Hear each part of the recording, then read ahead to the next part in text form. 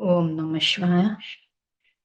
నేను ఆత్మను, శాంతి స్వరూపాన్ని, శివ పరమాత్మ నా తండ్రి.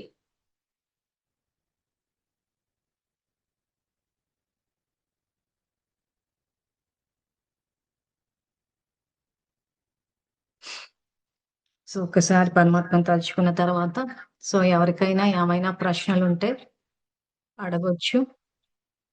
ఓకే. ఓం నమ శివాయ. ఓం నమస్కారం. క్లాసెస్ రెగ్యులర్ గా అటెండ్ అవుతున్నట్టున్నారు. అవుతున్నాను అక్క. మధ్య మధ్యలో కొంచెం వర్క్ అవర్స్ వచ్చినప్పుడు ఒక్కొక్కసారి మిస్ అవుతున్నా. తర్వాత యూట్యూబ్ లో చూస్తున్నాను అక్క. పర్లేదులేండి, అటు ఇటు అవుతది. ఆహా, అట్లీస్ట్ శ్రద్ధ చూపిస్తున్నారు, అది గొప్ప విషయం. ఎస్ అక్క. ఎట్లా అర్థమవుతోందా ఇంతకి? అర్థమవుతుంది అక్కయ్య. మొదట ఒక వారం 10 రోజుల తర్వాతే కొంచెం చేంజ్ ఓవర్ అనేది నాకు అనిపించింది. ఇంతకు ముందు ఎక్కువగా అందరూ ఇంట్లో వాళ్ళు కూడా అంటుండేవాళ్ళు. అంటే నేను సింధు అక్కయ్య వాళ్ళ తమ్ముడిని, మీకు తెలుసో లేదో, ఆ, భువనేశ్వర్ ఓకే. నుంచి. వాళ్ళ తమ్ముడిని అక్కయ్య. భువనేశ్వర్ లోనే ఉంటారా? లేదక్క, మాది ఏలూరు దగ్గర గుండుగొలను, వనజ అక్కయ్య వాళ్ళ అబ్బాయిని. ఓకే. ఆ, మొదట్లో కొంచెం ఇబ్బందిగా ఉండే పరిస్థితులన్నీ తర్వాత తర్వాత ఫస్ట్ నన్ను నేను కంట్రోల్ చేసుకుంటాం వల్ల ఇప్పుడు కొంచెం మెంటల్ పీస్ అనేది ఉంది అక్క. అంటే ఎక్కువ పూర్తిగా డెప్త్గా తెలుసుకోలేదు, కానీ తెలుసుకున్న 4 విషయాలు మాత్రం నా మీద ఎక్కువ పనిచేసినాయి. కొంచెం అసలు ఎమోషనల్గా. మీకు కోపం కంట్రోల్ అయిందంటే అసలు పెద్ద అచీవ్మెంట్.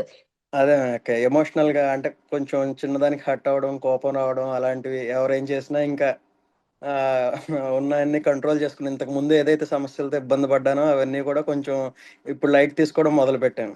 ఏవైతే వివాదాలు కావచ్చు, చాలా ఎన్నో తరతరాలుగా వస్తున్న సమస్యలు కూడా, అండ్ ఎవరు లేరు అనే ఒక లోన్లీనెస్, అలాంటివన్నీ కొంచెం ఓవర్కమ్ చేయగలిగాను. ఏంటి, అందరి మధ్యలో ఉన్నా గానీ ఒంటరితనం అనుభవం అవుతూ ఉంటది. అంటే అదేనా? కొంతకాలం 4-5 సంవత్సరాల క్రితం మా నాన్నగారు ఇదయ్యారు. అప్పటి నుంచి కొంచెం నాకెవరు సరైన గైడెన్స్ లేరు, అందరూ కూడా ఇబ్బంది పెట్టేవాళ్ళే తప్పితే మార్గదర్శకాలు ఎవరు లేరు అని ఒంటరితనం ఫీల్ అయ్యేవాడిని అక్కయ్య. చుట్టూ సమస్యలు ఉన్నాయి, బంధువుల వైపు నుంచి కానీ సొసైటీలో కానీ అని నాకు నేను ఒక రకమైన లోన్లీనెస్, ఇబ్బంది ఫీల్ అయ్యాను. ఇంకా చిన్నతనంగా ఫీల్ అయ్యేవాడిని అక్కయ్య. ఓకే. అది ఇప్పుడు కొంచెం తగ్గింది. ఎందుకంటే ఇంకా ఏదైనా సరే బాబా మీద వేసాం. ఇంకా ఎంత పెద్ద సమస్య వచ్చినా కూడా కూడా ఇంకా దైవేచ్ఛ అనుకుని భగవంతునికి ఇచ్చేసాం. ఇంకా ఆయన చూస్తాడు, ఏదైనా ఓకే. ఇప్పుడు అది పోయినా అది మనం ఎక్కడో రుణపడి ఉన్నాం, అందుకనే పోయిందిలే, సరేలే అని ఇంకా దాన్ని చాలా లైట్ తీసుకున్నాం. ఇన్ని సంవత్సరాలుగా అది మంది మంది మంది, మనం ఎందుకు వదులుకోవాలి, మనం ఎందుకు పోగొట్టుకోవాలి అని ఏదైతే ఇబ్బంది పడి రగులుతూ ఉన్నామో అది ఇప్పుడు వదిలేసాం అక్క. ఛే, ఇప్పుడు ఆ రగులనంతా ఆగిపోయింది అనమాట. దేంతో రగిలిపోయింది? ఆ, జ్ఞానం అన్న జల్లుతోటి. అవునక్క.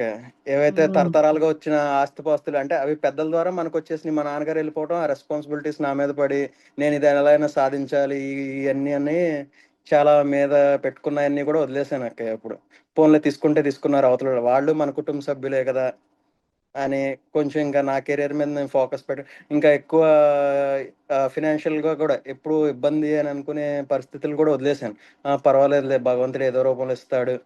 దయ ధనం సమృద్ధిగా ఉంది అని అనుకుంటే, డబ్బులు లేకపోయినా ఆ టైంకి ఆ అవసరానికి ఎక్కడో చోట నుంచి సమకూరుతున్నాయి. అదొకటి నేను ఫేస్ చేసింది. అసలు పాయింట్. నిజంగా అంటే అది వస్తది, డబ్బు వెతుక్కుంటూ అదే అక్క. కర్మ మన మన చేసుకుంటూ వెళ్ళడం అంతే.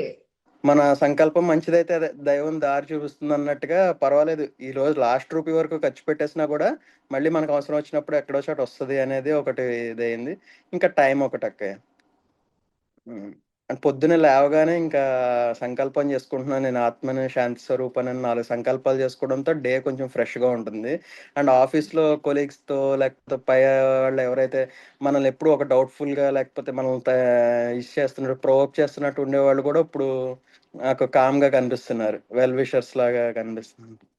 అదొకటి. వాళ్ళు కామ్ అయిపోయారా? అంటే నేను ఎప్పుడు వీళ్ళు నన్ను డౌట్ పడతారు. ఎంత వర్క్ చేసినా ఏదో ఒకటి చేయలేదంటారు. ఎందుకు నన్ను సస్పెక్ట్‌ఫుల్‌గా చూస్తారు. నేను చేసిన దాన్ని గుర్తించకపోగా ఎందుకు నన్ను డౌట్ చేసి ఇది చేస్తారు అని ఎప్పుడు అలా అనిపించేది. ఇప్పుడు అలా అనిపించడం మానేసింది. నా వర్క్ నేను చేసుకొని ఎళ్ళిపోతున్నాను. ఇంకా వాళ్ళు కూడా నన్ను ఆ కోణంలో చూడట్ల. అంటే నేను ఆ దృష్టిలో ఆలోచించడం మానేసాను కాబట్టి వాళ్ళు నాకు అలా కనిపించట్లేదు. ఎక్కడ చేస్తుంటారు మీరు? నేను యూఎస్ కంపెనీ, సాఫ్ట్‌వేర్ కంపెనీ అక్కయ్య. అది వర్క్ ఫ్రమ్ హోమ్ చేస్తుంటాను. 3:00 నుంచి నైట్ 12:30 దాకా చేస్తుంటాను. Sometimes okay. మన 9:30, 9:30కి నాకు యూఎస్ మీటింగ్స్ ఉండటం వల్ల మధ్యలో ఒక్కొక్కసారి లెఫ్ట్ అవుతుంటాను. పర్లేదులేండి, రికార్డింగ్ ఆ, ఉంది కదా. ఉంటుంది. ఉమ్, ఏదైనా మళ్ళీ మా అక్కయ్య మా మదర్తో నేను వెంటనే నెక్స్ట్ డిస్కస్ చేస్తుంటాను. ఏదైనా క్వశ్చన్ వచ్చినా కూడా మా అక్కయ్య బాగా గైడెన్స్ ఇస్తుంటారు. ఖచ్చితంగా మార్పు వస్తది. మీకు ఆఫీస్ లో ఏం కావాలన్నా గానీ మీరు సంకల్పాలు చేస్తూ పోండి.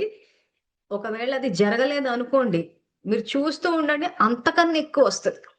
ఎందుకంటే ఒక్కోసారి మనం ఏం చేస్తామంటే పుణ్యం చేసేటప్పుడు ఎక్కువ చేసేస్తాం. కానీ మనం వర్తమానంలో కోరుకునేటప్పుడు ఏదో నట్స్ అంటారు చూసారు, ఏదో పల్లీలు బఠానీలు అన్నట్టు కోరుకుంటూ ఉంటాం. యాక్చువల్ గా చేసింది ఎక్కువ ఉంటది. అప్పుడు ఏమైపోతది, మనం అనుకున్నది రాదు. మనం ఏమనుకుంటాం, అయ్యో నేను ఇంత కష్టపడ్డాను నాకు ఇది రాలేదే అనుకుంటాం, కానీ యాక్చువల్గా ఇంకెక్కువ వచ్చేది ఉంటది. అవునక్క. అర్థమైందా? సో అవునక్క. అందుకే మేము అవునక్క. మరీ చెప్తున్నాం కార్మిక్ ఫిలాసఫీ, మీరు ఏ బీజాన్ని నాటితే ఆ ఫలం వస్తది. ఇప్పుడు ఒక బీజం ఎన్నో ఫలాలు వస్తది. సో ఆయన ఎన్నో ఫలాలు ఇచ్చేటట్టు కర్మ ఫిలాసఫీ రాసినప్పుడు మనం కూర్చుని ఒక ఫోటోగ్రాఫ్, ఒక అప్రిసియేషన్, ఎస్పెషల్లీ ఆఫీసెస్ లో బాగా చేస్తారు పని. అరే బాస్ వెల్ డన్ అని అనొచ్చు కదా, ఆ మాత్రం కూడా అనలేదు, వంకలు పెట్టాడు. కానీ ఆయన కాదు కదా ప్రతిఫలం ఇచ్చేది, అవునక్క. భగవంతుని చట్టాల ప్రకారం వస్తది. సో మనం ఎంతో ఒక సిన్సియర్ గా వర్క్ చేస్తే నాకు అప్రిసియేషన్ రాలేదు అని అంటే, ఆ well done, keep it up అని చెప్పేసి బాస్ నుంచి రాకపోతే ఏమైంది, ఆ ఎక్స్పెక్టేషన్స్ వద్దంటున్నాం ఇక్కడ మేము. ఎందుకంటే మీరు సిన్సియర్ గా ఏదైతే వర్క్ చేశారో దాని ప్రతిఫలం కింద ఎక్కువ వచ్చేది ఉందేమో. అవునక్క. మేబీ మా మానిటరీ బెనిఫిట్ గానీ, లేకపోతే ఇంకా పోస్ట్ వైజ్ పదోన్నతి గాని అట్లా వచ్చేది ఉన్నప్పుడు, ఈ well done, keep it up అని చెప్పి చిన్న చిన్న అన్ని ఏమంటారు నట్స్ కోరుకోవడం ఎందుకు? లేదా పల్లీలు అదే అక్క. బఠానీలు కోరుకున్నట్టుంది వ్యవహారం అక్కడ. ఆశించకపోతే ఏ ఆశాభంగం కలగట్లేదక్క. సో మీరు ఫ్రీగా ఉంది. సిన్సియర్ గా వర్క్ చేసి చూడండి, వచ్చేది ఎట్లా వస్తుంది అది. అది అది ఈ ఎప్పుడు రూపంలో వస్తుందా అన్నది. కాకపోయినా ఇంకొక రూపంలో ఎప్పుడో వస్తది ఆ ఆ ఖాతా వచ్చినప్పుడు అది. అని సో మీ అనిపిస్తుంది బాస్ అక్క. నుంచి రాకపోవచ్చు, కానీ వచ్చేది ఎట్లా వచ్చేస్తుంది. మనం ఏంటంటే నేను ఇక్కడ చేశాను కాబట్టి వీళ్ళే నన్ను అప్రిషియేట్ చెయ్యాలి అని అంటే చట్టం అయితే ఆ రకంగా లేదు మరి. అవునక్క. కానీ మీరు చేసింది మాత్రం డెఫినెట్ గా రిటర్న్ వస్తది. అట్నుంచి రాకపోయినా ఇంకెక్కడి నుంచన్నా వస్తది. ఆ వచ్చేది కూడా ఎట్లా వస్తది అని అంటే, స్ట్రాంగ్ ఫోర్స్ తోటి మ్యానిఫోల్డ్ గా వస్తది భగవంతుడి నుంచి వచ్చినప్పుడు. కానీ అది వచ్చినప్పుడు మనం హ్యాండిల్ చెయ్యడం కోసమని స్ట్రాంగ్ ఉండాలన్నట్టు కొంత మనం ప్రిపేర్ అయి ఉండం కాబట్టి డిలే జరుగుతది. ఈ పాయింట్ అందరూ నోట్ చేసుకోండి. మనము ఏదైతే చేస్తామో దానికి మనకు మల్టిప్లై వచ్చినప్పుడు దాన్ని మనం హ్యాండిల్ చేయగలగాలి, ఆ పేరు ప్రతిష్టలు ఇవన్నీ. సో ఆ పేరు ప్రతిష్టలు ఇవి హ్యాండిల్ చేయలేనప్పుడు ఏమైపోతుందంటే అహంకారం వచ్చేసిందంటే పతనం స్టార్ట్ అయిపోతుంది. సో కాబట్టి మనం భగవంతుని మార్గంలో చేస్తూ పోవాలి. చేస్తూ పోయి మనల్ని మనం ప్రిపేర్ చేసుకోవాలి. రేపు ఆ రెస్పెక్ట్, ఆ నేమ్ అండ్ ఫేమ్ అంటే ఆ కీర్తి ప్రతిష్టలు వచ్చినప్పుడు మనం స్థిరంగా ఉండేటట్టు ఆయన మనకు గైడెన్స్ ఇస్తాడు. ఆ గైడెన్స్ తీసుకోకపోవడం వల్లనే జనాలు ఏ కొంచెం పని చేసినా అహంకారం వచ్చేస్తుంది. ఇంకా నా అంతటోళ్ళు లేరనుకుంటున్నారు, అక్కడి నుంచి పతనం స్టార్ట్ అయిపోతుంది. అది డిలే కాదు యాక్చువల్ గా, ప్రిపరేషన్. లేకపోతే మనం చేసిన దీనికి ఒక ఒక బీజానికి ఎన్నో ఫలాలంటే ఎంతో డబ్బు, ఎంతో పదవులు వచ్చేసినాయి అంటే దాన్ని హ్యాండిల్ చేయలేకపోతే సంతోషం ఎక్స్పీరియన్స్ చేయరు కదా. ఎందుకంటే చాలా మంది చూడండి ప్రమోషన్స్ వస్తాయి కానీ అంతా టెన్షనే ఉంటుంది. ప్రమోషన్ వస్తే ట్రాన్స్ఫర్ వస్తుందేమో, దానివల్ల ఇంకెన్ని బాధ్యతలు వస్తాయి, ఎందుకు ఆ టెన్షన్ వస్తుందంటే ప్రిపేర్ అయ్యారు. అది చెప్పండి. ఇంకా మంచి విషయాలు చెప్తున్నారు అసలు. ఏమంటారు దాన్ని, అందరూ ఆలోచించి ఒక గైడెన్స్ మాదిరి ఇది మీ అంటే ఎక్స్పీరియన్స్. ఏదో ఒక కావాలని కాదు కానీ మన చుట్టుపక్కల ఉన్న పరిస్థితులు ఏవైతే 4-5 పరిస్థితుల్లో నేను చిక్కుకున్నానో వాటి మీద అది అప్లై చేశానాక తర్వాత నుంచి నాకు చాలా తేలిక అనిపించింది. ఇన్నాళ్ళు అంటే ఇంకా ముందు తెలుసుకుని ఉంటే ఇంకా కొన్ని రైట్ చేసుకుందాం కదా, చాలా లేట్గా తెలిసింది అనే అనిపించింది అక్క. ఏదైతే బరువు మైండ్లో క్యారీ చేసామో అదంతా ఫ్రీ అయిపోయింది. ఇప్పుడు ఇప్పుడు ఈ పాయింట్ నోట్ చేసుకున్నారు అందరూ. బరువు మైండ్ లో క్యారీ చేశాను అన్నారు. నిజంగా బరువు మైండ్ లో ఉంది, బయట లేదు.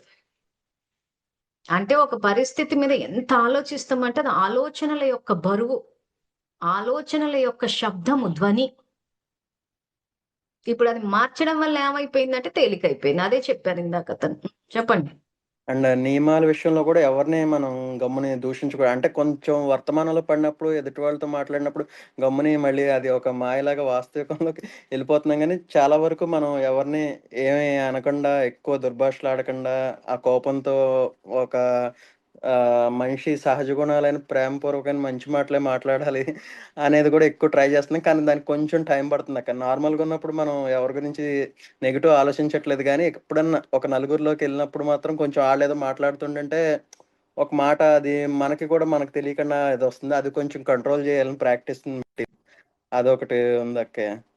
అది గూడా అంటే ఓవర్‌కమ్ ఇక్కడ నేను చేస్తానే మొన్న అనుకుంటున్నా. క్లాస్‌లో అదే క్లారిటీ ఇచ్చాను. మనం చెడు మాట్లాడుతున్నామా, నిజం మాట్లాడుతున్నామా అన్న అవగాహన మనకుండాలి.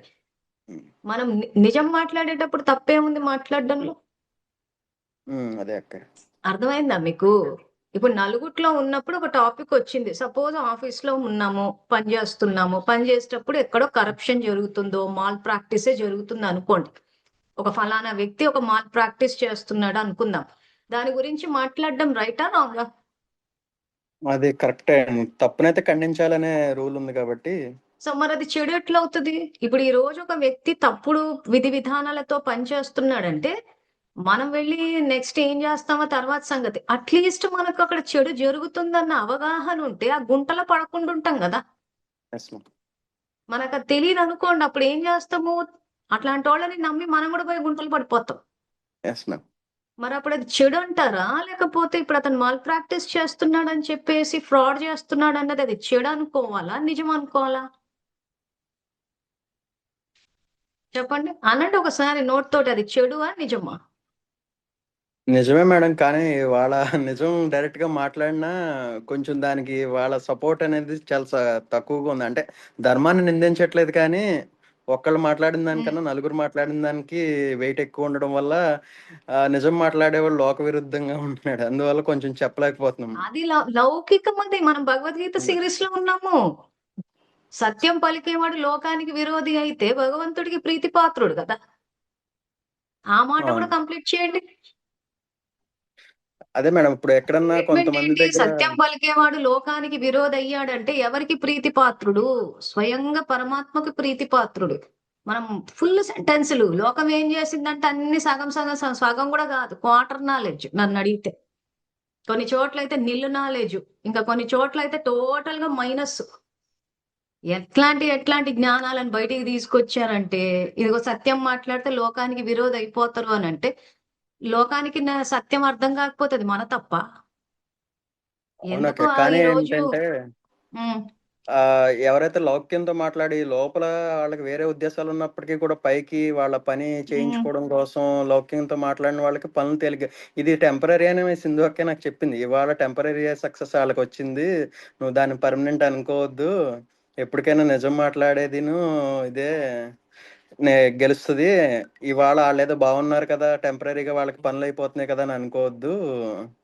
అని చెప్పారక్క. కానీ ఏంటంటే, లోకమంతా ఏంటంటే, లోపల ఎంత కోపాలు, విద్వేషాలు ఉన్నప్పటికీ కూడా ఎదుటి వాళ్ళు మనకాళ్ళకి అవసరం ఉందంటే, వాళ్ళతో పొలైట్‌గా మాట్లాడేసి, ఇదిగా మాట్లాడి పనులు చేయించుకుంటున్నారు. అలాంటి వాళ్ళని గొప్పోళ్ళనుకుంటున్నారు. ఉన్నదున్నట్టు మాట్లాడిన వాళ్ళని పక్కకి వెళ్ళిపెడుతున్నారు.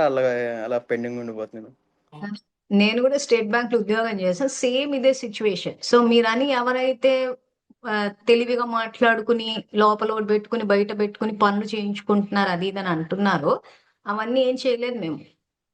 సో, ఏంటి వాళ్ళకి నాకు తేడా అనంటే, వాళ్ళ జీవితాన్ని గమనించి చూస్తే వాడికి ఎప్పుడూ టెన్షనే, ఎప్పుడూ అశాంతే, ఎప్పుడూ రోగాలే. అవన్నీ నేనేం చేయలేదు. సో, నాకు ఏ టెన్షన్ లేదు. ఏ రోగము లేదు. సో, మరి ఆ బెనిఫిట్ వచ్చింది గదా మనకి. అవునక్క. ఇప్పుడు అవతల వాళ్ళని ఇంప్రెస్ చేయాలి, అబద్ధాలు జెప్పాలి, లోపల ఒకటి పెట్టుకోవాలి, బయట ఒకటి పెట్టుకోవాలనేది శ్రమతో కూడుకున్న పని గాదా! అవునక్క. సో, వాళ్ళకు పనులవుతున్నాయి, మనకెందుకు అవ్వట్లేదు అనంటే, మనం మన సంకల్ప శక్తిని వాడట్లేదు. ఇగో వాళ్ళకి పనులవుతున్నాయి, నాకవ్వట్లేదు. వాళ్ళకవుతున్నాయి, నాకవ్వట్లేదంటే అదే జరుగుతది. అవునక్క. అదే అనుకోవడం మానేసి తగ్గించేసానక్క. ఆ! వ్యర్థ సంకల్పం మన దగ్గర సంకల్ప ఎక్కువెళ్ళిపోతుంది. శక్తి ఉంది. ఇప్పుడున్న సమాజంలో ధర్మం ప్రకారం ఎలా జీవించాలన్నదే ఆయన చెప్తున్నాడు. ఎందుకు? కౌరవ సామ్రాజ్యం పెరిగిపోయింది. మీరన్నట్టు పాలిటిక్స్ ఎక్కువైపోయినియి. సో, అవునక్క. దానివల్ల ఏమైపోయింది? సత్యమైన భక్తులు మీలాంటోళ్ళకి కొంచెం ఇబ్బందవుతుంది గాబట్టి ఆయన దిగాల్సొచ్చింది. దిగి మనకు గైడెన్స్ ఇస్తున్నాడు. సో వాళ్ళు వాళ్ళ అధర్మమైన పద్ధతులు వాళ్ళు పనులు చేయించుకుంటారు. మనము పనులు చేయించుకుంటాము. ధర్మమైన పద్ధతిలో మనం కూడా ఇప్పుడు ఒక పని సపోజ్ లీవ్ శాంక్షన్ చేయించాలి అనుకుందాము. అగో చెంచాగిరి చేసే వాడికి లీవ్ శాంక్షన్ అయితది. మాలాంటోళ్ళకి కాదు అనంటే, మనం లీవ్ అప్లికేషన్ రాసి నాకు లీవ్ శాంక్షన్ అయ్యింది. బాస్ నాకు ఫేవరబుల్‌గా ఉన్నారు. లీవ్ శాంక్షన్ అయ్యింది అని చెప్పి పెట్టాలి. మనం లీవ్ అప్లికేషన్ రాస్తే లీవ్ శాంక్షన్ చేస్తాడో లేదో, చింపేస్తాడో ఏమో, ఇవ్వడో ఏమో, లేదా 10 రోజులు అడిగితే ఏదో ముష్టి అడిగినట్టు 2 రోజులు లీవ్ ఇస్తాడేమో అని అన్ని మనం ఈడ మాట్లాడేసి బాస్ శక్తిని పడేస్తున్నాం. బాస్ నాకు ఫేవరబుల్‌గా ఉన్నారు. లీవ్ శాంక్షన్ అయ్యింది. ఎందుకు మనం డైరెక్ట్ స్పీచ్‌లో మాట్లాడుతున్నాము? అది ఆత్మ స్వధర్మం గాబట్టి. సో, బాస్ ఫేవరబుల్‌గా ఉంటే లీవ్ శాంక్షన్ అయితది. మనం ఏం చేస్తాం అప్లికేషన్ కర్మస్థాయిలో అప్లికేషన్ రాస్తాము. మా బాస్ సెలవివ్వడు అంటారు. 2 డైరెక్షన్‌లలో నడిపిస్తాం. సో, కాబట్టి మన సంకల్పానికి శక్తి లేదు. లేదు కాబట్టి మన సంకల్ప శక్తితోటి భయపడుకుంటా బాస్ క్యాబిన్‌లో పోతే ఆ భయానికి బాస్ శక్తి ఇంకింత పోయి ఆయన లీవ్ ఇయ్యనీకి భయపడతాడు. ఎందుకంటే ఈడ మనం భయపడి మన భయం యొక్క తరంగాలు ఆయనకు పడేసినాం. ఆల్రెడీ ఆళ్ళు భయంలోనే బతుకుతారు. మీది నుంచి మనం ఇంకింత భయం యొక్క తరంగాలు పంపించేసరికి ఆ భయాన్ని వాడు అసలుకే లీవ్ శాంక్షన్ చేయడు. అమ్మో! ఈళ్ళెళ్ళిపోతే మొత్తం పనంతా నా మీద పడతదేమో అని చెప్పి. సో, అందుకే అవును. లీవ్ శాంక్షన్ అయింది. బాస్ నాకు ఫేవరబుల్‌గా ఉన్నాడంటే అయిపోయింది గదా! మనమే భయం యొక్క తరంగాలు ఇస్తున్నాం వాళ్ళకి. అన్ని విషయాల్లో చెప్తున్నాం. పిల్లల విషయం గాని, ఇంట్లో వాళ్ళ విషయం గాని, ఆఫీస్ విషయంలో కానీ ఎవ్వరికీ భయం యొక్క తరంగాలు ఇవ్వకండి.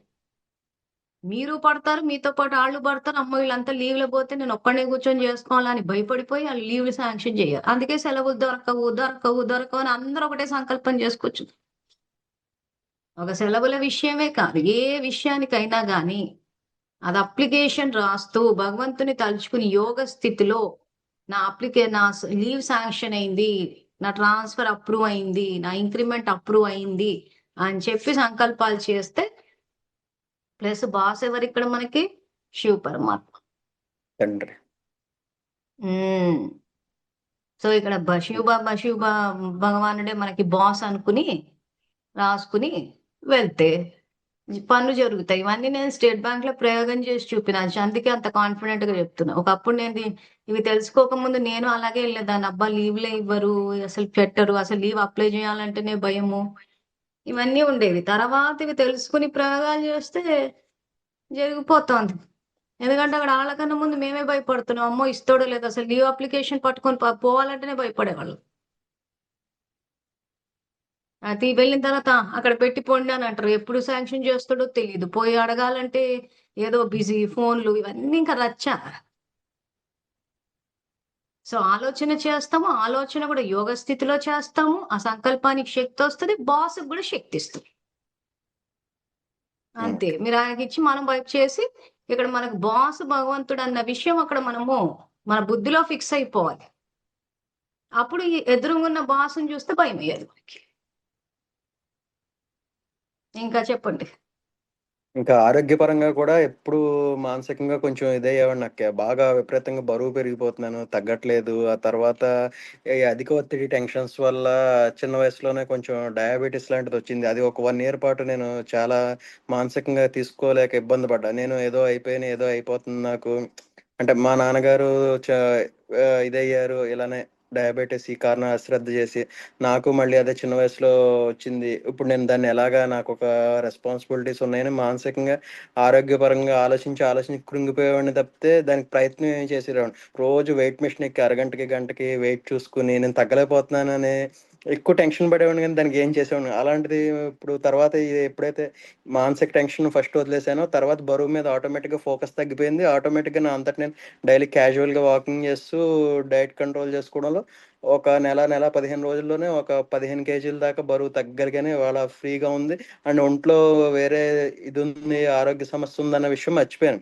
ఎందుకంటే మీరు మిమ్మల్ని ఏంటి పడేసుకోకండి. 15 కేజీలు తగ్గారా బరువు? తగ్గాను. ఎన్ని రోజుల్లో? అరౌండ్ 48, 50 డేస్ పట్టింది. అబ్బో! పెద్ద అచీవ్‌మెంట్. హ్మ్.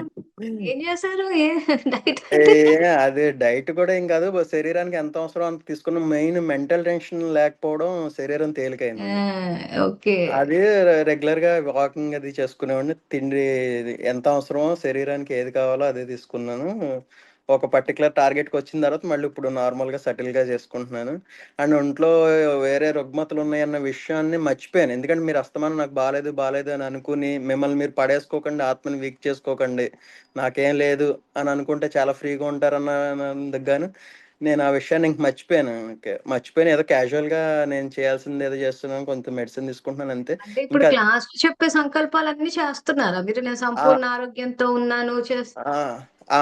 ఫస్ట్ ఆ థాట్ మైండ్‌లో లేదక్క అసల. ఒక్కొక్క రోజు టాబ్లెట్ ఏసుకోకపోయినా పెద్దగా ఇబ్బందేం పడట్లేదు. అలాగా ఒక కంట్రోల్‌లో ఎళ్ళిపోతుంది. ఎందుకంటే దానికి మించిన మందు మానసిక మందు. సో, మీరెలాగో ప్రయత్నం చేస్తున్నారు కాబట్టి, మీరు ఆ 'you can heal your life' book కూడా చదివి చూడండి. డయాబెటిస్ రాడానికి గూడా కారణం మెయిన్ ప్రతీదీ కంట్రోల్ చేయాలి అనుకోవడం. ఆ కంట్రోల్ అన్న పదం తీసేసి కోఆపరేట్.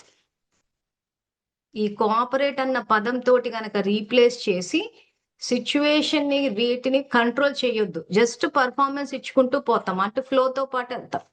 ప్లస్ మన దగ్గర సంకల్ప శక్తి అంటూ ఉన్నప్పుడు, సిట్యుయేషన్ మనం అనుకున్నట్టు జరగదేమో అన్న చోటనే మన పరిస్థితుల్ని, వ్యక్తుల్ని కంట్రోల్ చేయాలనుకుంటున్నాం. అప్పుడే ఆ ప్రభావం పాంక్రియాస్ మీద పడి ఆ ఇన్సులిన్ వచ్చేసి అది షుగర్ అని చెప్పి ఒక పెద్ద ఇది రీజన్స్ చెప్తూ పోతున్నారు.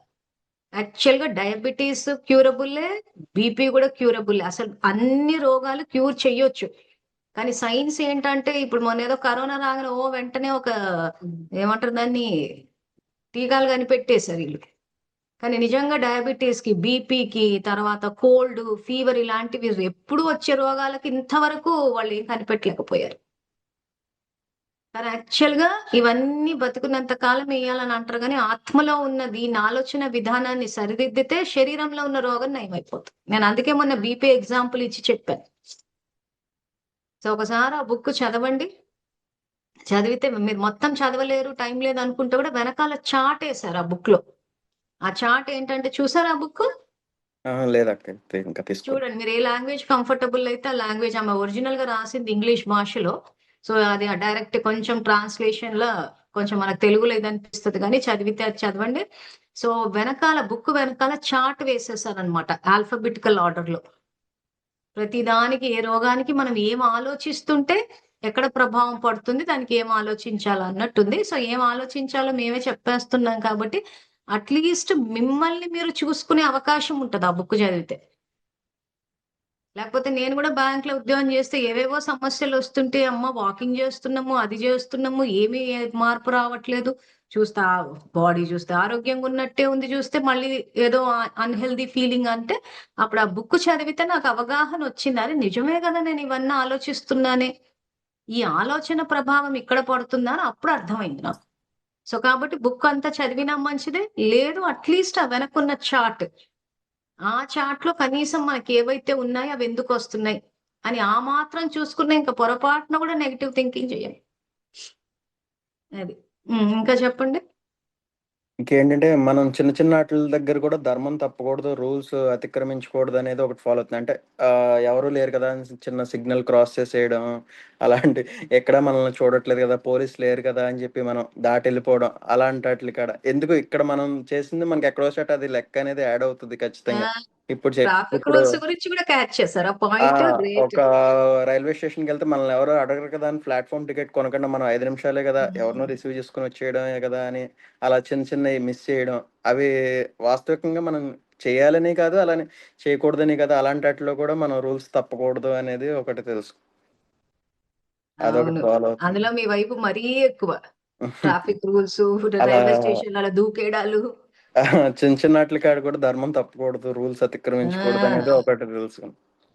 హ్మ్. పర్లేదు. ఎపిసోడ్స్ అన్నీ శ్రద్ధగా చూస్తున్నారు మీరు. ఇంచుమించు ప్రతిది ట్రాఫిక్ రూల్స్‌ది కూడా క్యాచ్ చేసారు పాయింట్ అంటే గొప్ప విషయమే. హ్మ్. అంటే ఇవాళ ఇంకా ఏదైనా కోల్పోయిన అంటే కొంతమంది మనం అంటే నేను ఎవరో గుర్తించాలని కాదు గానీ, ఇంకా మా మదర్ గాని, ఆళ్ళు గాని ఎవరో చెప్తుంటారు. "ఇంకా అలా చేసుకో, ఇలా చేసుకో." నేను హ్యాపీగా ఉన్నాను. నాకు ప్రాబ్లమ్ లేదు. మీరు గూడా చేసుకోండి అనంటా. అంటే వాళ్ళింకా మార్పు నాలో గమనించకపోవచ్చు. అలా అని గమనించాలని గూడా నేను అప్పుడే ఎక్స్‌పెక్ట్ చేయకూడదు. ఎక్స్‌పెక్ట్ చేయట్లేదు కూడా. రాను రాను వాళ్ళకే తెలుస్తుందిలే. అంటే మొన్న సింధు అక్కయ్య రీసెంట్‌గా ఇక్కడికి వచ్చినప్పుడు కూడా చెప్పాను. నేను మళ్ళీ సారి వచ్చినప్పుడు కూడా నువ్వు ఇలానే చెప్పు. అప్పుడు అది మనం ఎంతకాలం ఉంటున్నాం ఫస్ట్‌లో అలానే ఉంటది. తర్వాత మళ్ళీ కొంచెం మళ్ళీ మనం అది తప్పుతాము. అది తప్పకుండా అలా నెక్స్ట్ వచ్చినప్పుడు కూడా ఇలానే ఉండు స్టేబుల్‌గా అని చెప్పారక్క. అదొకటి మెయింటైన్ చేసుకోవాలి. సో మనకేంటంటే రా మెటీరియల్ లాగా ఈ భగవంతుని యొక్క మహావాక్యాలు వెళ్తూ ఉండాలి. కొంచెం ఆయన నుంచి డిస్కనెక్ట్ అయిపోతే ఏమవుతుందంటే మళ్ళీ కొంచెం అటు ఇటు పోయేట అవకాశాలు ఉంటాయి. అందుకే భగవద్గీత చదవడము, మహావాక్యాలు వినడము ఇట్లాంటివి కొన్ని చేస్తూ ఉంటే ఆ స్టెబిలిటీ మెయింటైన్ చేయగలుగుతాం. మళ్ళీ అయ్యో మొన్న చేశాను మళ్ళీ ఇప్పుడు చూస్తే అయ్యో మళ్ళీ మొదటికొచ్చింది అన్నట్టు కాకుండా. చెప్పండి ఇంకా. ఇంకొకటి ఇదివరకు భక్తి మార్గంలో ఉండేవాడిని. జనరల్‌గా నాకు మొదటి నుంచి కృష్ణుడంటే చాలా లైక్ అక్కయ్య. మొదటి నుంచి కృష్ణుడిని ఆధారిత వాల్‌పేపర్ కూడా ఎప్పుడు అదే ఉంటది. ఉమ్, ఎందుకంటే మా నాన్నగారు ఇదయిన తర్వాత ఎక్కువ నేనెందుకో భగవద్గీత టీవీలో చూడడం అనేది అలవాటు చేసుకున్నాను. అక్కడి నుంచి ఒక్కొక్క వాక్యం పనిచేసి దాని నుంచి బయటికి రాగలిగాను అక్కయ్య. తర్వాత ఏంటంటే ఇప్పుడు కూడా దేవుడికి రోజు ఓ పువ్వు పెట్టి కొంతసేపు దండం పెట్టుకొని చేస్తాను గానీ ఇప్పుడేంటంటే ఇన్ని ఇన్ని దైవాలెందుకు దైవం అంతా ఒకటే కదా! ఇన్ని రూపాల్లో అనంటే దాని మీద ఇవాళ కొంచెం శ్రద్ధ అనేది తగ్గుతుంది. అంటే మనం ఎందుకు దేవుడిని ఇలా సెపరేట్ చేసి చూసుకున్నాము. అందరు దేవుళ్ళు ఒకటే కదా! వెంకటేశ్వర స్వామిని ఒకలాగా, శివుడిని ఒకలాగా, వినాయకుడిని ఒకలాగా ఇలా చూడాలేంటి? అనేది ఆ భక్తి మార్గం మీద కొంచెం ఫోకస్ అనేది తగ్గుతుంది. అంటే వ్యతిరేకించడం అని కాదు కానీ, ఈ మార్గం ఎందుకిలా చేశారు? మళ్ళీ దీని గురించి రకరకాల గొడవలు పట్టడం, రకరకాల మతాలు ఇలా పెడుతున్నారు. అందరి దైవం అన్నిట్లికి దైవం ఒకటే కదా అని అనిపిస్తుంది అక్కయ్య. మళ్ళీ ఏదైతే ఆత్మకి కనెక్ట్ చేసుకుంటే ప్రతి దాంట్లో కూడా ఉంటది. శివుడు నిరాకారుడు అంటారు. మళ్ళీ శివుడికి రకరకాలుగా పూజ చేస్తారు. శివుడికి అదిష్టం, ఇదిష్టం అని చెప్తుంటారు కదా! ఎందుకు అల్టిమేట్ పాయింట్ గమనించలేకపోతున్నారు అనేది ఒకటి డౌట్ ఉందక్క. ఇప్పుడు మీకు క్లాసెస్ లో చెప్పాను చూసారా, ఒకవేళ మీరు సమర్థంగా ఆలోచించలేకపోతే, సమర్థులు కాలేకపోతే భక్తి యొక్క విధి విధానాల ద్వారా రండి అన్నాడు. గుర్తుందా ఆ శ్లోకం? అవునక్క. అంటే మేము శ్లోకాలు చెప్పట్లేదు అనుకోండి, కానీ ఆ శ్లోకం చూపించాను, గుర్తుందా మీకు? అవును. భగవద్గీతలో కూడా ఉందక్కయ్య అదే. ఆ సర్వంతో నేనే అని. సో కాబట్టి మీరు ఒకవేళ గుర్తించలేనప్పుడు భక్తి యొక్క విధి విధానాల ద్వారా రండి అని చెప్పాడు. సో ఆ భక్తి ఎవరి కోసం పెట్టాడు? డైరెక్ట్ గా నేను ఆత్మని, శాంతి స్వరూపాన్ని, శివ పరమాత్మ నా తండ్రి అని డైరెక్ట్ గా కనెక్ట్ కాలేని వాళ్ళ కోసం అని భక్తి యొక్క విధి విధానాలు. సో అంటే అది తప్పేం కాదు. ఇప్పుడు ఇప్పుడు సపోజ్ ఇంకా సింపుల్ గా చెప్పాలంటే, ఇప్పుడు సపోజ్ ఏదైనా ఎగ్జామ్ రాసేటప్పుడు కొంతమంది ఏమంటారు అంటే నేను ఈ పెన్నుతో రాస్తే ఎగ్జామ్ బాగా రాస్తాను అనుకుంటారు. కానీ నిజంగా పెన్నులో ఉందా? లేదక్క. లేదు కదా. కానీ పెన్నుని ఆధారంగా తీసుకుని వాళ్ళు ఆలోచన చేస్తున్నారు. పెన్నుని ఆధారంగా తీసుకుని స్థితిని పెంచుతున్నారు. అంటే ఆత్మ బలహీనంగా ఉండడం వల్ల కొన్ని వాటిని ఆధారంగా తీసుకుంటారు. కొంచెం శక్తిశాలి ఉన్నప్పుడు ఏం చేస్తారంటే, సరే నేను ఎగ్జామ్ ప్రిపేర్ అయ్యాను కదా బాగా రాస్తాను అనుకుని వెళ్ళిపోయి రాసేస్తారు. అలా లేని వాళ్ళు ఈ పెన్నుల్ని, లేదా ఆ రోజు ఫలానా డ్రెస్ వేసుకుంటే నేను ఎగ్జామ్ బాగా రాస్తానని, లేదా ఎవరైనా ఎదురొస్తే ఇంట్లో నుంచి అడుగు పెట్టేటప్పుడు ఎవరైనా ఎదురొస్తే మంచి జరుగుతుందని ఏదో ఒక దాన్ని ఆధారంగా తీసుకుని వాళ్ళ స్థితిని పెంచుతారు. భక్తి కూడా అంతే. భక్తి అదే. కూడా ఏంటంటే డైరెక్ట్ గా నిరాకారుడికి కనెక్ట్ కాలేనప్పుడు దేన్నో ఒక దాన్ని ఆధారంగా తీసుకుని చేస్తారు. కానీ అది చాలా రెండు లాంగ్ వే కదక్క.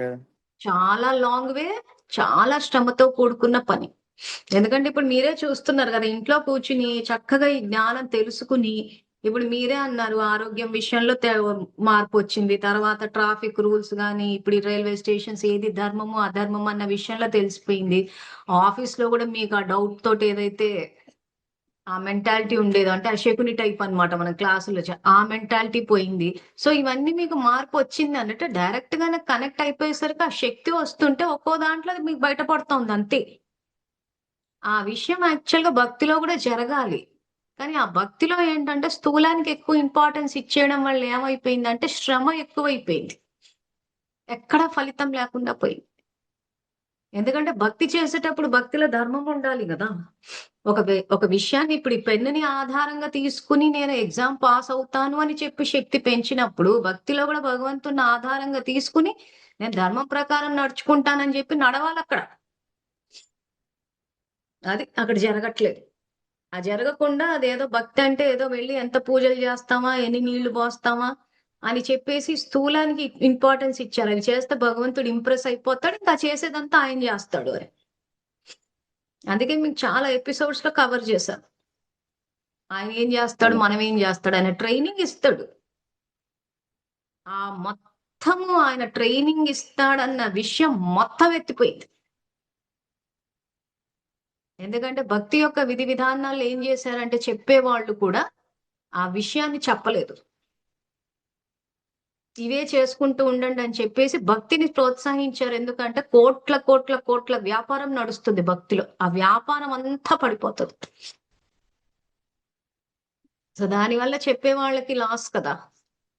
అవునండి. అందుకోసమని భక్తి యొక్క స్థూల విధానాలకి ఎక్కువ ప్రోత్సాహం ఇచ్చేశారు. ఈ సాంఖ్య యోగ గాని, డైరెక్ట్ గా కనెక్ట్ అవ్వడం గాని, తాబేలు ఉదాహరణ గాని, ఇవి ఏవి బయటికి రాలేదు. అది అక్కడ జరిగింది. ఇంకా అదే అక్క, అంటే సమస్యలు అనేవి ఏవి కూడా బాహ్య ప్రపంచంలో లేదు, అన్నీ కూడా మన మైండ్ లోనే ఉన్నాయి. సో అక్కడే మనం కంట్రోల్ చేసుకుంటే ఏది సమస్య అని అనిపించదు అనేది ఒకటి బాగా గుర్తుపెట్టుకున్నాను అక్క. సో ఇంకొక విషయం ఏంటంటే కంట్రోల్ అన్న పదాన్ని తీసేసి ట్రాన్స్ఫర్మేషన్. ఏదన్నా వస్తే దాన్ని మనని మనం కంట్రోల్ చేసుకోవాలి అని అంటున్నారు చూసారా. ఆ పదాన్ని పూర్తిగా డిలీట్ చేసేసి ఇంక ఇప్పటి నుంచి ఏదున్నా ట్రాన్స్ఫర్మేషన్ అనాలి. ట్రాన్స్ఫర్మేషన్ అంటే పరివర్తన, మార్పు కూడా కాదు, ఇంప్రూవ్మెంట్ కూడా కాదు. కొంతమంది ఇంప్రూవ్మెంట్ అని కూడా అంటుండే. ఇంప్రూవ్ అంటే ఏంటి, మన ఎగ్జిస్టింగ్ పొజిషన్ నుంచి ఇంప్రూవ్ అవ్వడం. ఎగ్జిస్టింగ్ పొజిషన్ ఏంటి, ఈగో. సో ఈగోని ఇంప్రూవ్ చెయ్యం కదా. సో కాబట్టి ఇంప్రూవ్ అన్న పదం వాడొద్దు. కంట్రోల్ అంటే ఏంటంటే మీకు చెప్పాలంటే అది ఒకటి ఉంటది చూసారా, ఇట్లా స్ప్రింగ్ టైప్ ఉంటది. ఆ స్ప్రింగ్ దాన్ని మనం ఇలా ప్రెస్ చేసి ఇట్లా లేవ ఒక్కసారి బౌన్స్ అవుతుంది. ఇక్కడ జరిగేది కూడా అదే కంట్రోల్ అంటే. కంట్రోల్ కాకుండా ఈ రోజు నేను నా మైండ్ ని కంట్రోల్ చేస్తాను అనొద్దు. అంటే మైండ్ లో బోల్డ్ అన్న ఆలోచనలు వ్యర్థము వేస్ట్ నడుస్తుంటే కంట్రోల్ అంటే ఇంకా ఫోర్స్ యూజ్ చేస్తున్నట్టు ఉంటది, కంప్రెస్ చేస్తున్నట్టు ఉంటది. సో నేను నా మైండ్ ని ట్రాన్స్ఫార్మ్ చేస్తాను. ఎక్కడికి నుంచి ఎక్కడికి ట్రాన్స్ఫార్మ్ చేస్తాను, పరివర్తన చేస్తాను, from waste to elevated state, beyond positivity. So ఈ రోజు నుంచి ఎక్కడెక్కడైతే మీ భాషల కంట్రోల్ అన్న పదం వస్తుందో అక్కడక్కడంతా ట్రాన్స్ఫర్మేషన్ అన్న పదాన్ని వాడండి. మీరు చూడండి, మీ నార్మల్ వచ్చేస్తుంది. మీ డయాబెటీస్ అన్నది పోయి ఒకప్పుడు ఉన్న మీ నార్మల్ స్టేట్ ఆఫ్ హెల్త్ వచ్చేస్తుంది. ఒకవేళ ఇప్పుడు మీరు అభ్యాసం చేసేటప్పుడు ఒకవేళ ఆ పదం వచ్చినా గానీ మళ్ళీ స్టేట్మెంట్ ని మళ్ళీ ట్రాన్స్ఫర్మేషన్ అన్న పదంతో మార్చండి. అప్పుడు చూడండి ఎంత మార్పు వస్తుంది. ఓకేనా? ఏదనండి ఇప్పుడు ఒకసారి, నేను నా మైండ్ ని ట్రాన్స్ఫార్మ్ చేసుకుంటానని. నేను నా మైండ్ ని ట్రాన్స్ఫార్మ్ చేసుకుంటాను. అంతే. అదే అక్క, అంటే ఇంకొకటి ఏంటంటే వ్యక్తులు ఎలా ఉన్నా సరే మనం మన స్వధర్మాన్ని తప్పకూడదు అనేది ఇంకొకటి నేర్చుకున్న లైవ్ ఎగ్జాంపుల్ ఏంటంటే, మొన్న ఎవరో మా బంధువులు, నేను రెగ్యులర్గా 1 మంత్కి 2 మంత్స్కి వెళ్ళి వాళ్ళని విజిట్ చేస్తుంటాను. అది నాకు ఒక రకమైన ఇది ఎప్పుడు ఉండే అలవాటు. మొన్న ఎక్కడో కనపడితే వాళ్ళు మాట్లాడలేదు. సో పక్కన వాళ్ళు అన్నారు, ఎందుకు వాళ్ళు మాట్లాడినప్పుడు ఇంకా ఈసారి నుంచి వెళ్ళడం మానేసే అని అన్నారు. కానీ నేను మళ్ళీ ఎందుకు, మనం స్వధర్మం తప్పకూడదు, వాళ్ళు ఒకసారి అలా ప్రవర్తించారని మనం వెళ్తూ ఉంటే మళ్ళీ ఎప్పుడుకో మళ్ళీ వాళ్ళే మార్పు వస్తుంది అనేది ఒకటి లైవ్ ఎగ్జాంపుల్, అది ప్రాక్టీస్లో పెట్టుకున్నాను. అదొక విషయం. అంతే. అసలు స్వధర్మం అంటేనే జస్ట్ మనలో ఉన్న దైవీ గుణాల్ని షేర్ చేసుకుంటూ పోతాం అంతే. వాళ్ళు తీసుకుంటారా తీసుకోరా తర్వాత సంగతి. ఉమ్. వి జస్ట్ కీప్ షేరింగ్ అన్నమాట, ఇస్తూ పోతూ ఉంటాం. అలా అని చెప్పేసి కూడా మళ్ళీ సెల్ఫ్ రెస్పెక్ట్ వదులుకుని మరీ దిగజారడం అని కాదు. ఎక్కడ బ్యాలెన్స్ చేయాలో తెలియాలి, డిపెండింగ్ ఆన్ ద సిచ్యువేషన్. అదే. అదే ఇప్పటి వరకు సాధారణంగా తెలుసుకున్న అట్లాంటివి ఏమి వాటి ప్రకారం పరిస్థితులన్నీ బాగానే, అంటే పాత ఏవైతే గతం నుంచి నేను వస్తున్న పరిస్థితులన్నీ చక్కబడ్డాక ఇంకా రాబోయే పరిస్థితులకి నేను అది ఎలా ఫేస్ చేస్తాను అనేది మాత్రం ఇక్కడి నుంచి చూడాలి. పాత యూనివర్స్ నుంచి సమస్యలన్నిటిని అధిగమించాను. ఇక సో రాబోయే రోజులు ఎట్లా ఉంటాయంటే అంటే మా ఎక్స్పీరియన్స్ ప్లాన్ చెప్తే ఏదైనా పరిస్థితి వస్తే రాని అనిపిస్తుంది. ఎందుకంటే చూద్దాం అది దాన్ని ఎట్లా ఉమ్, సొల్యూషన్. ఎందుకంటే ఇంక ఇప్పటి నుంచి ఆయన కనెక్ట్ అవుతూ ఉంటే ఏమవుతుందంటే ఊహించని విధంగా పరిస్థితులు మారుతూ ఉంటాయి. సో పరిస్థితులు వస్తే కూడా రానివ్వు, చూద్దాం అది ఎట్లా సాల్వ్ అవుతుందా అన్న క్యూరియాసిటీ వస్తుంది, ఆ సంతోషం వస్తుంది. ఆ స్టేజ్కి వచ్చేస్తాం. ఇంకా పరిస్థితులు అంటే ఇంకా మనకేం భయం ఉండదు. ఇంకా రానివ్వండి, అది ఎట్లాగో సాల్వ్ అవుతుంది కదా. ఇప్పుడు ఇన్ని సాల్వ్ చేసిన భగవంతుడు అది చేయడా, ఆయన ఎలా చేస్తాడో చూడాలన్న కుతూహలం పెరుగుతుంది. అది జరగబోయేది. ఇంకెవరైనా ఇంకా ఉందా ఇంకేమైనా మార్పులు? ఆ, అంతే అక్క. బట్ ఇట్స్ నైస్ ఎక్స్పీరియన్స్ నిజంగా చెప్పాలంటే. ఇన్ని విషయాల్లో మీరు, ఎందుకంటే సాధారణంగా ఈ హెల్త్ విషయం అందరూ పట్టించుకుంటారు, టైం విషయం అందరూ పట్టించుకుంటారు. కానీ ఆఫీస్ లో ఇంప్లిమెంట్ చేయడము, తర్వాత ట్రాఫిక్ విషయంలో కూడా మీరు అంత డెప్త్ లోకి వెళ్ళారంటే ఇంకా బాగా సబ్జెక్ట్ దిగిందని అర్థం. Anyhow thank you very much మీ ఇంత మంచి ఎక్స్పీరియన్స్ షేర్ చేసినందుకు. సో మీరు ఈ విషయంలో ఇంకా ముందుకెళ్ళి పూర్తిగా ఏదైతే ఆ బ్లిస్ అంటారు చూసారా, ఆనందము, ఆ స్టేజ్ లో పర్మనెంట్ గా స్థిత ప్రజ్ఞ స్థితిలో ఉండాలన్నదే నా శుభకామన, blessing. Thank you very much. Dhanalakshmi thank you గారు అక్క. మీరు మాట్లాడతారా? Thank you. మాట్లాడతా అక్కయ్య. ఓం నమ శివాయ అక్కయ్య. ఓం నమ శివాయ. మీరు నవ్వుతూ ఉన్నారు అంటే ఆ, బాగా ప్రాక్టీస్ చేస్తున్నారని అర్థం. అవును అక్కయ్య. చెప్పండి. ఆ, ఓం శాంతి. ఓం నమ శివాయ. నేను ఆత్మను, శాంతి స్వరూపాన్ని, శివపరమాత్మ నా తండ్రి. నేను ఆత్మను, పవిత్ర స్వరూపాన్ని, శివపరమాత్మ నా తండ్రి. నేను ఆత్మను, ప్రేమ స్వరూపాన్ని, శివపరమాత్మ నా తండ్రి. నేను ఆత్మను, జ్ఞాన స్వరూపాన్ని, శివపరమాత్మ నా తండ్రి. నేను ఆత్మను, ప్రేమ స్వరూపాన్ని, శివపరమాత్మ నా తండ్రి. నేను ఆత్మను, సంతుష్టత స్వరూపాన్ని, శివపరమాత్మ నా తండ్రి. నా దగ్గర సమయం అనే ఖజానా ఉన్నది. నా దగ్గర ధనం సమృద్ధిగా ఉన్నది. నేను ధైర్యవాన ఆత్మను. సో ఇవన్నీ మీరు ప్రాక్టీస్ చేస్తుంటే ఏం మార్పు వచ్చింది? కానీ చాలా శాంతిగా ఉంది అక్కయ్య ఇప్పుడు మనసు. ఉమ్. ఇదివరకటి మీద ఇదివరకు ఏదో బరువుగా, అసలు ఏదో మోస్తున్నట్టు ఉండేది మనసు. కానీ ఇప్పుడు ఆ బరువు అనేది దించుకున్నట్టు ఉంది అసలు. ఓకే. చాలా ఆనందంగా ఉంది. ఇదివరకు ఎవరి విషయాలు చూసినా, ఇంట్లో వాళ్ళ విషయాలైనా, బయటి వాళ్ళ విషయాలైనా, అయ్యో అలాగైంది ఇలాగైంది అని అలా అనుకునేదాన్ని. కానీ ఇప్పుడు అలా అనుకోవట్లేదు అక్కయ్య. ఆ విషయాలు చూసినా గాని చూసి చూడనట్టు, విని విన్నట్టు వెళ్ళిపోతున్నా ఆ విషయాల గురించి. ఆరోగ్యం ఎలా ఉంది? బాగుంది అక్కయ్య, సదా ఆరోగ్యంగా ఉన్నాను. ఓ తదాస్తు. థ్యాంక్ యూ అక్కయ్య. మీరు సంతోషంగా కూడా ఉన్నారని చెప్పేసి మీ ఏమంటారు ముఖ అవును. కవలికలను బట్టి అవును అక్కయ్య. ప్రాక్టీస్ చేసి అదే అంటారు, చేస్తే మన స్వరూపం ద్వారానే సేవ అయిపోతుంది అంటారు చూసారా, ఇది. అవునక్కయ్య. నేను మీరు చెప్పే ఆ క్లాసులు అవన్నీ కూడా నేను ఇట్లా నాకు తెలిసిన చోట చెప్తున్నాను. ఇట్లా పార్కుకి వెళ్ళినా ఆ చెట్ల మీద భగవద్గీత ప్రాక్టికల్ లైఫ్ చూడండి యూట్యూబ్ లో, నిరాకార శివ పరమాత్మ భూమిపై అవతరించి ఉన్నారు అని చెప్పేసి ఆ స్లోగన్స్ వాటి మీద రాస్తాను. ఎవరో చెట్ల మీదనా? ఒకళ్ళు. ఆ పార్కులో చెట్ల మీద రాస్తున్నారా? చెట్లు ఇవి ఉంటాయి చూడ అక్కయ్య, చెట్టు మొదలు ఉంటది కదా, పెద్ద చెట్లు.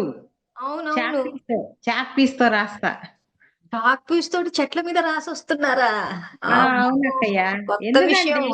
10 మంది తెలుసుకొని ఎవరో ఒకళ్ళు ఆ తండ్రికి కనెక్ట్ అవుతారు కదా ఆ భగవంతుడు. సంకల్పమే చెయ్యొద్దు, 10 మంది తెలుసుకుని ఒకరు అని చెప్పేసి.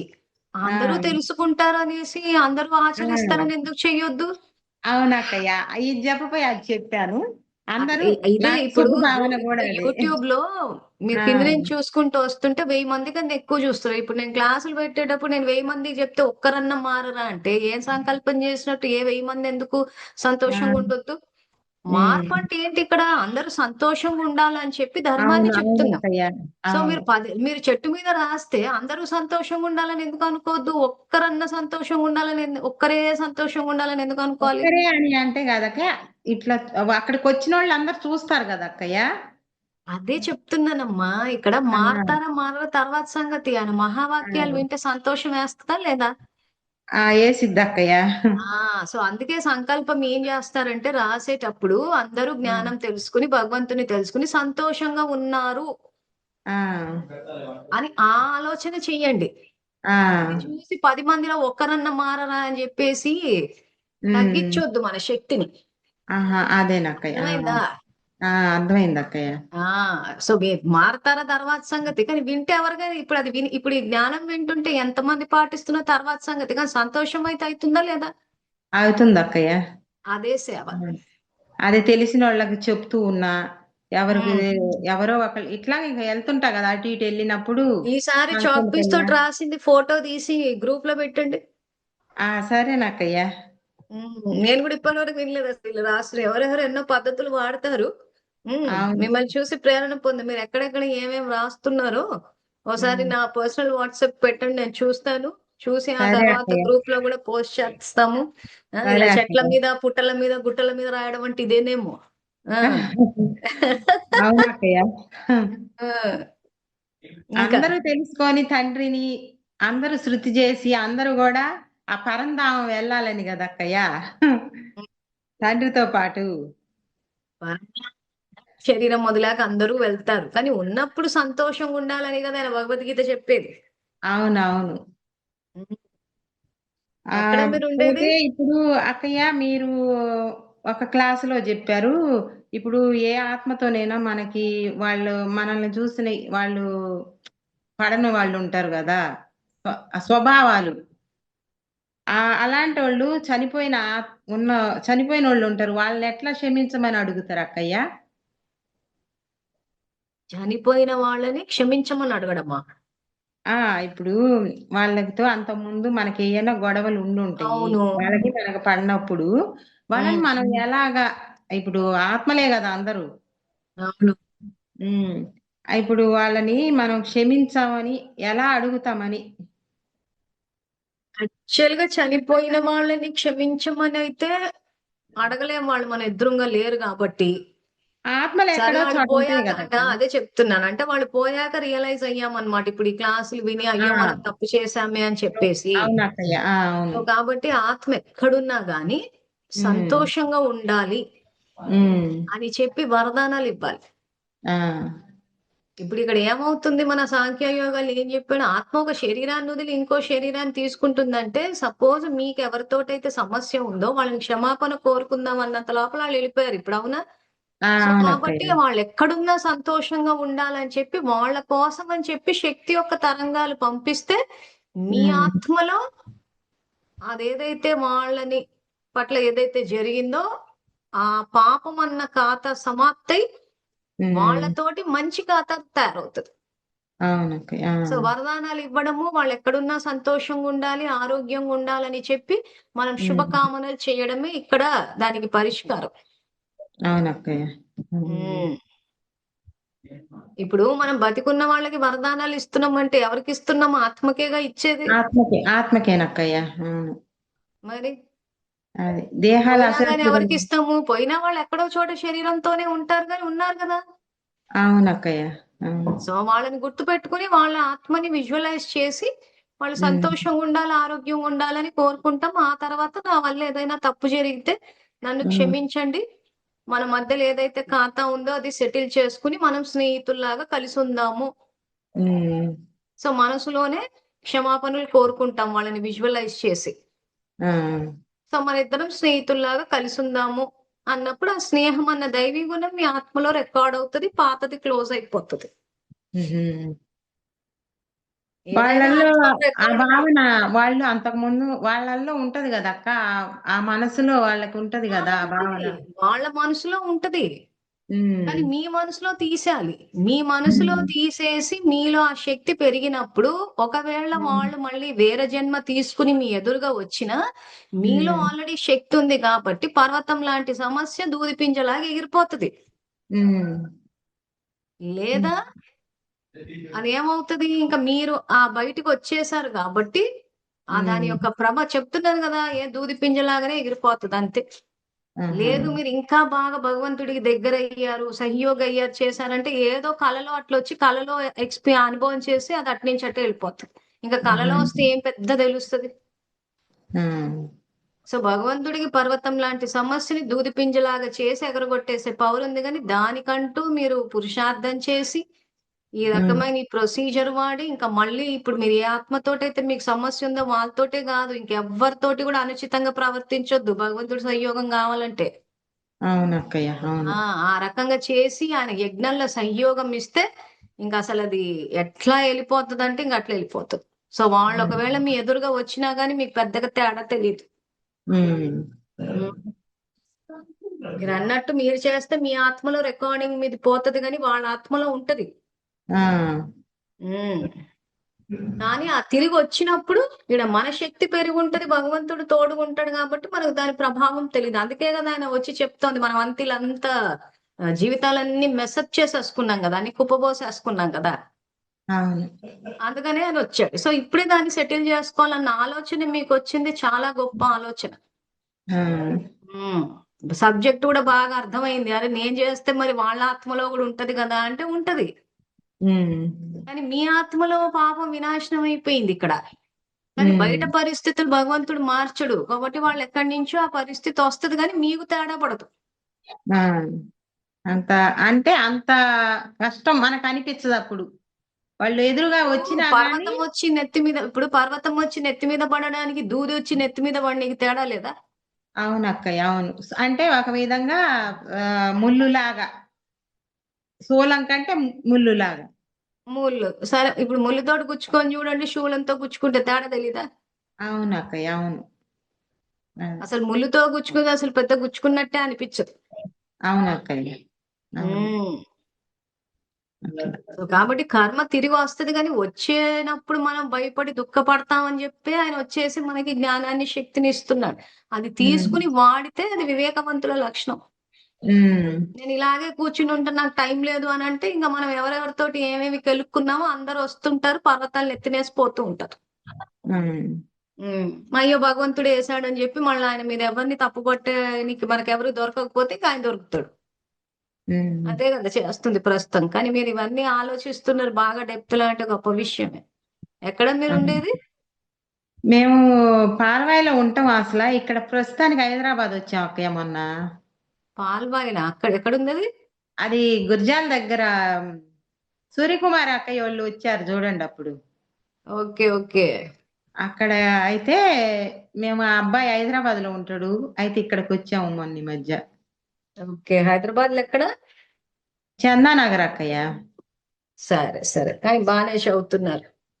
ఆ కానీ ఏ అక్కయ్య చెట్ల ఒక దగ్గర రాస్తున్నారు? మీ ఊర్లో ఉన్న చెట్ల దగ్గర, హైదరాబాద్ చెట్ల మీద రాస్తున్నారా? హైదరాబాద్ చెట్ల మీద అక్కయ్య. హైదరాబాద్ చెట్ల పార్కులు ఉంటాయి కదా అక్కయ్య. అవునవునా?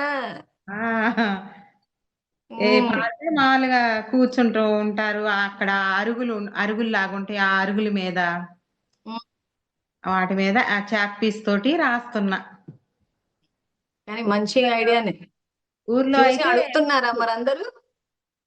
అడిగిన వాళ్ళకి చెప్తున్నా అక్కయ్య, చాలా ఉమ్. బాగా చెప్తున్నావు. ఎవరు అసలు నువ్వు ఇంత బాగా చెప్తున్నావు, ఎవరు చెప్పేది, ఎవరు నీకు, ఎవరు నీకు గైడెన్స్, అది ఇది అని అడుగుతున్నారు అక్కయ్య. అవును, అప్పుడు ఏం చేస్తున్నారు? అప్పుడు నేను యూట్యూబ్ లో భగవద్గీత ప్రాక్టికల్ లైఫ్ వస్తుంది, అది చూడండి మంజుల అక్కయ్య చెప్తుంది అని చెప్తా. అని చెప్పేసి యూట్యూబ్ ఇలా చూపించండి, మొబైల్ పట్టుకెళ్ళేసి ఇగో యూట్యూబ్ లో ఇది ఉందని చూపించండి, వాళ్ళ యూట్యూబ్ మొబైల్ లో కూడా పెట్టి ఇవ్వండి. అవును అక్కయ్య. అంతకుముందు బుక్స్ పంచా అక్కయ్య నేను. పంచినప్పుడు ఆ బుక్స్ మీద కూడా యూట్యూబ్ శివపరమాత్మ గాన మురళి అని చూడండి ఇప్పుడు దాంట్లో మీ వస్తుందని చెప్పేసి అట్లా రాసేదాన్ని. చెప్పినప్పుడు ఏంటంటే చాలా మంది కొట్టడం రాదు.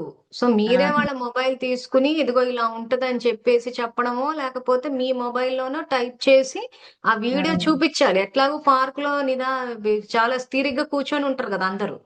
అవును అక్కయ్య. సో అందుకే అప్పుడు ఏం చేయాలంటే పరిచయాలు మీకు ఉన్నాయి అంటున్నారు, పెంచుకుంటున్నారు కాబట్టి మొబైల్ ఆన్ చేసి కొంచెం వినండి అని చెప్పేసి ఏదో ఒక షార్ట్స్ ఇప్పుడు చిన్న చిన్న వేస్తున్నాం కదా నిమిషానివి. అవును అక్కయ్య. అలాంటిది ఓ షార్ట్ వినిపించేసేయండి. వినిపించేస్తే అప్పుడు ఏమైతది? ఓహో! ఇదా చెప్తున్నారని చెప్పి వాళ్ళకి ఇంట్రెస్ట్ వస్తది. అవును. అవును అక్కయ్య. మొబైల్ పట్టుకెళ్ళిపోయి ఆ పని చేయండి. అక్కడంతా తీరిగ్గా ఊరికే కూర్చొని ఉంటారు. అవును. అవును అక్కయ్య. హ్మ్. సో మొత్తం అంతా వినిపించలేకపోయినా అట్లీస్ట్ ఆ 1 మినిట్ షార్ట్స్ వేస్తున్నాం కదా ఇప్పుడు. అవి అవును అక్కయ్య. వినిపించినా అయిపోతది. ఆ, ఓకేనా? ఆ, ఓకే అక్కయ్య. ఇంకొక విషయం అక్కయ్య, మీరు సాక్షాత్ శివబాబాయ్ అక్కయ్య. నాకు మొన్న స్వప్నంలో హ్మ్. కల్లో వచ్చారు. మొన్న 4 గంటలప్పుడు మీ మీ చుట్టూ ఒక తెల్లటి తేజస్సు వైట్ డ్రెస్ లో ఉన్నారు. మీరు ఆ దృష్టితో నన్ను చూస్తున్నారు. నేను కూడా మీ కళ్ళల్లో కళ్ళు పెట్టి అలాగే చూస్తున్నా. చూడంగా నేను నా కళ్ళేమో మూసుకుపోయి మీ కళ్ళేమో అలాగే చూస్తున్నారు. తేజస్సుగా వచ్చేసింది ఇక. అదొక వెలుగు, పెద్ద వెలుగు. అట్లా వచ్చింది అక్కయ్య నాకు. అసలు భలే ఎక్స్పీరియన్స్. నాకు అసలు అదో ఒళ్ళు కూడా అదొక ఐస్ లాగా. ఆ, ఏంది, ఇప్పుడు కూలర్ కింద కూర్చుంటే అదొక వస్తది చూడక్కయ్య, చల్లదనం, అదొక చల్లదనం అన్నమాట బాడీ అంతా. శీతలత, అట్లా చల్లదనం. అట్లా వచ్చింది అక్కయ్య మీరు అట్లా నన్ను చూస్తుంటే. మంచి ఎక్స్‌పీరియన్స్ చెప్పారు. అవును, అసలు ఎంత తేజస్సో ఉంది మీ చుట్టూ. ఆ తేజస్సు అంటే ఏమంటారు వాటిని, కిరణాలు ఆ చుట్టూ అలా ఉన్నారు అక్కయ్య. జ్ఞానము, శక్తి యొక్క తేజస్సు అంటారు దాన్ని. ఆహా. లైట్ రూపం. ఆ, హ్మ్. సరే మరి. ఇంకేమన్నా ఉందా చెప్పేది? ఇంకా అంతేనక్కయ్య. సరే మరి. ఓకే. ఇంకెవరైనా? థ్యాంక్ యూ అమ్మా. థ్యాంక్ యూ అక్కయ్య. చాలా బాగా చెప్పారు. ఇంకెవరైనా ఉన్నారా? ఏమైనా అడిగేది ఉందా? మాట్లాడేది ఉందా?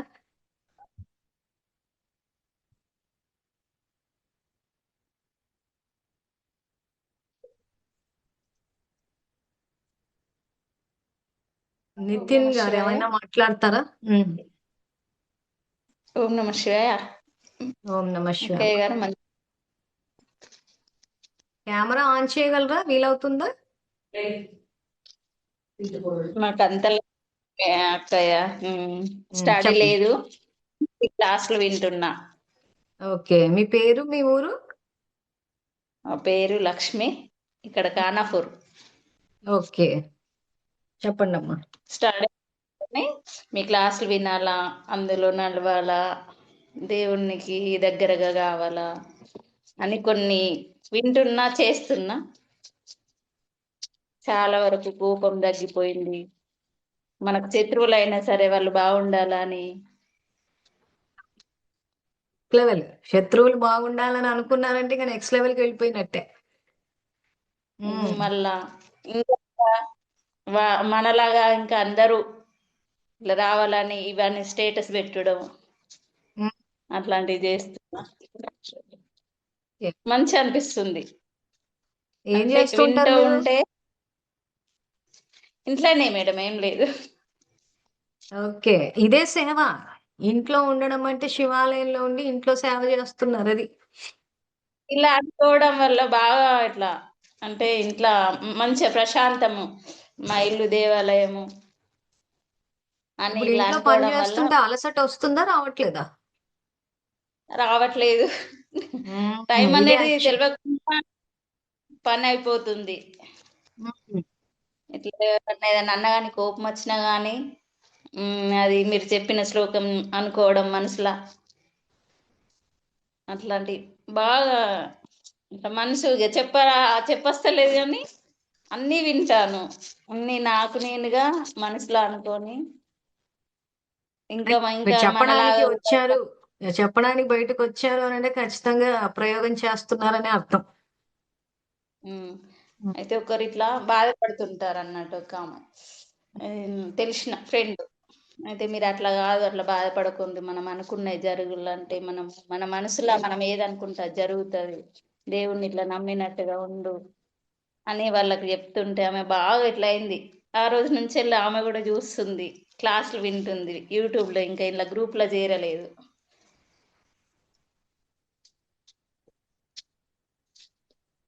అయితే ఆమె ఇంకా జూమ్ అన్నది ఎట్లా బాబు చెయ్యాలి? ఆహా. నాకు శారదా మేడం, ఆమె మా ఫ్రెండ్, మీ ఇంట్లో గ్రూప్ లో చేర్పించింది. అప్పటి నుంచి వెళ్ళి వింటున్నాను మేడం, 1 month అవుతుంది.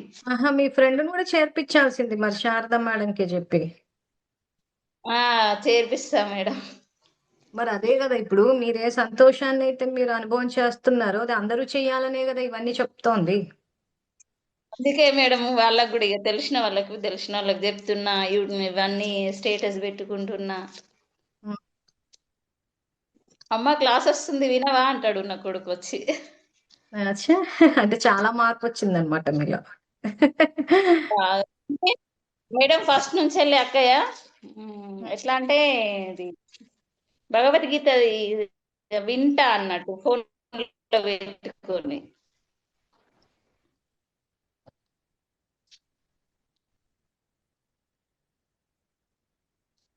రావట్లేదండి. ఓం నమ శివాయ అక్కయ్య. ఓకే మరి, థ్యాంక్ యూ అమ్మా. రావట్లేదు. ముందుకొచ్చి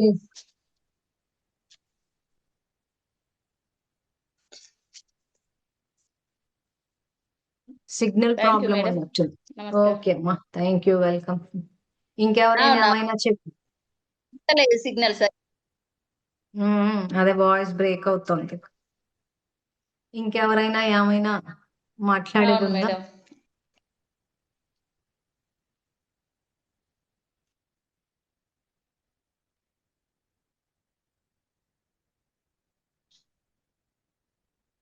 ఇంకెవరైనా?